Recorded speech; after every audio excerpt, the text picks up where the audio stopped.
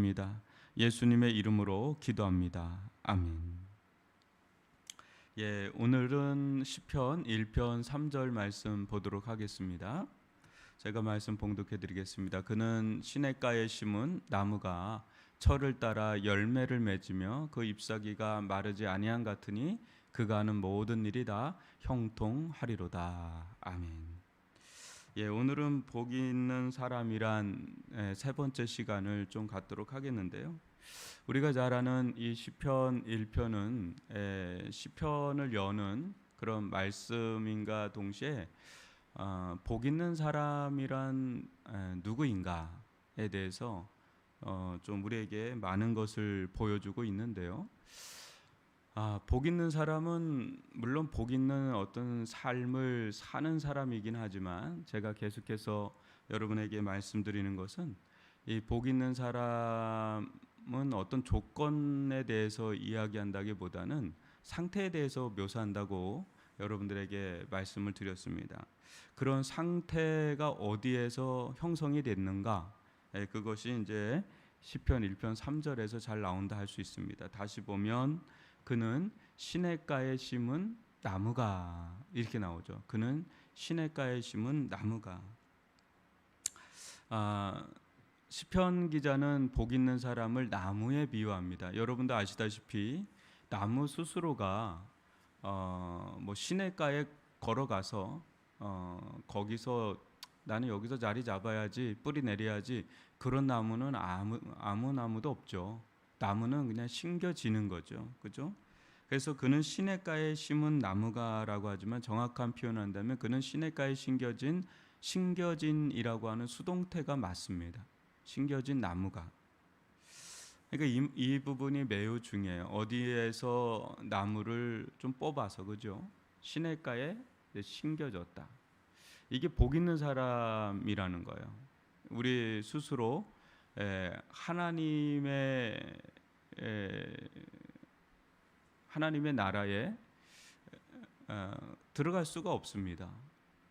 복 있는 사람, 성경에서 말하는 복 있는 사람은 뭐 장수하고 무병장수하고 오복이라고 그러죠. 그런 게 아니고 하나님과의 관계를 말하는데 하나님과의 관계를 우리 스스로 이렇게 할 수가 없죠.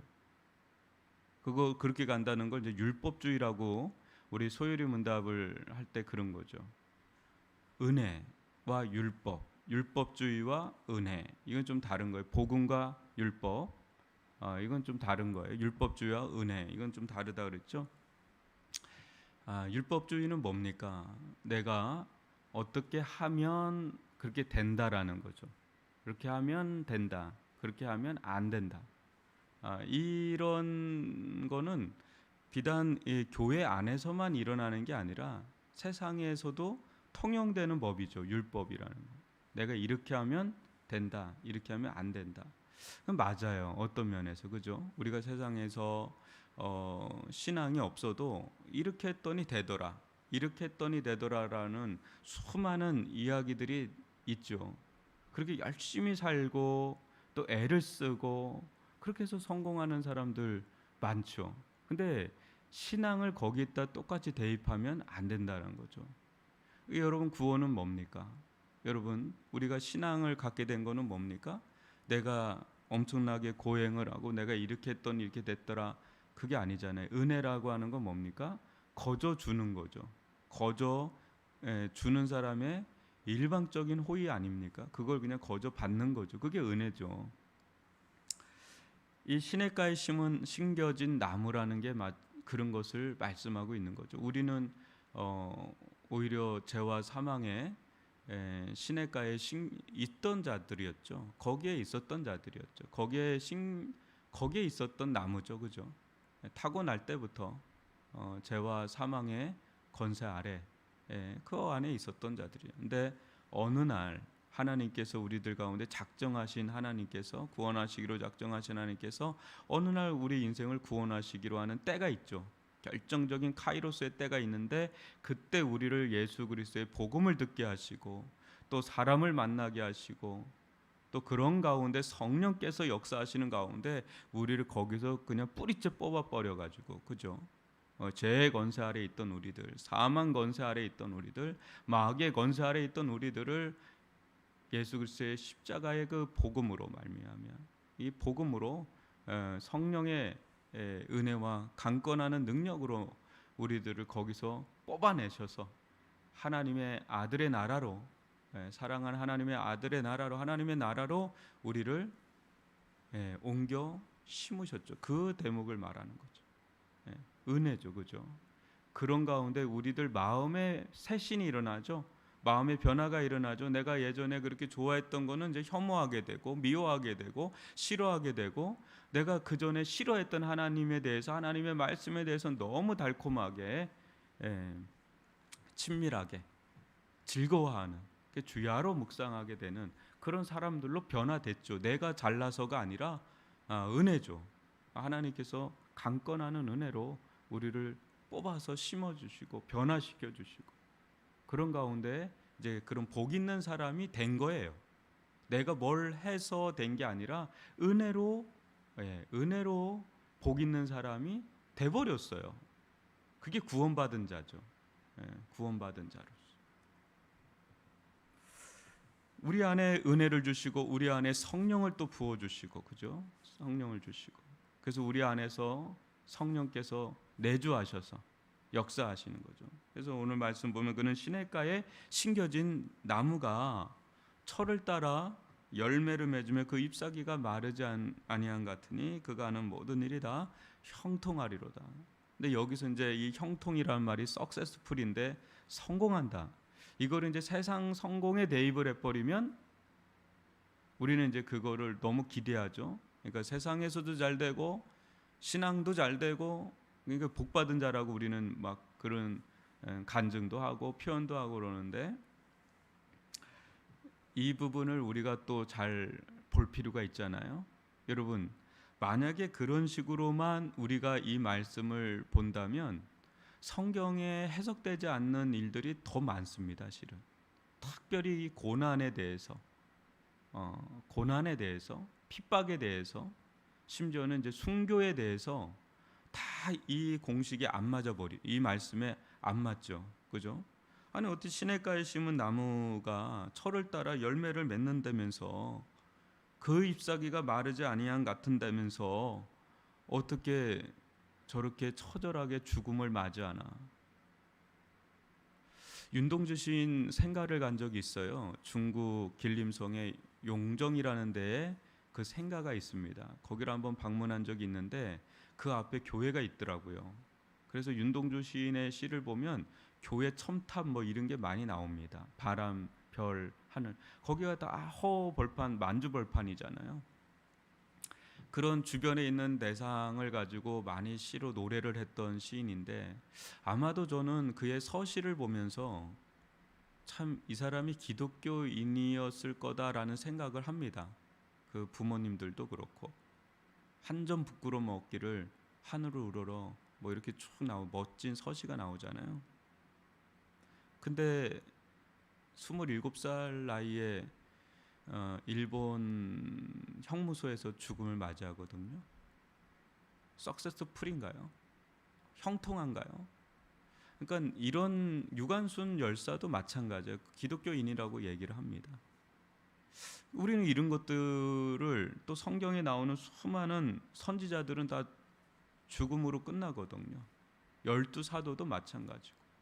그러니까 뭐 순교는 둘째치고 경제적인 윤택을 누린 사람은 없습니다. 실제적으로 보면. 물론 그렇지 않은 사람들도 또 많고요. 그러니까 이 형통이라는 거를 번영신앙, 기복신앙, 축복신앙 이런 걸로만 보면 안 된다. 물론 하나님은 치유하시고, 그죠? 예수는 분명히 치유하셨죠. 그리고 오병이와 같은 기적으로 많은 사람들 먹이시고, 또 죽은 자도 살리시고, 병든 자를 고치시고, 귀신을 내어 쫓는 하나님 나라 운동을 하셨어요. 그렇지만 그래서 사람들이 따랐죠. 근데 그것만 있지는 않았다는 거죠.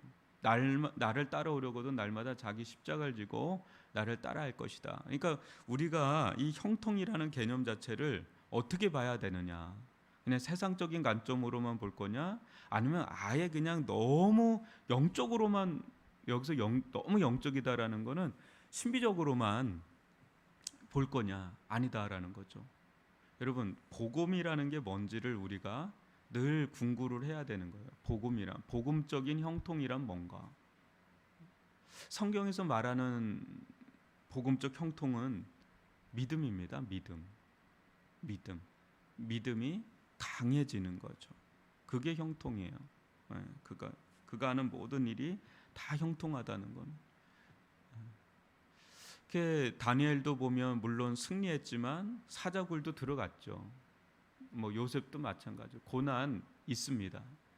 예수를 믿어도 고난, 연단 있습니다. 그죠? 근데 그 가운데 하나님의 뜻을 또 찾는 거죠. 보는 거죠. 그래서 우리가 철을 따라 열매를 맺는다는 것은 그야말로 어떤 이제 복된 시절이 있을 수 있고 어느 때는 고난의 시절이 있을 겁니다.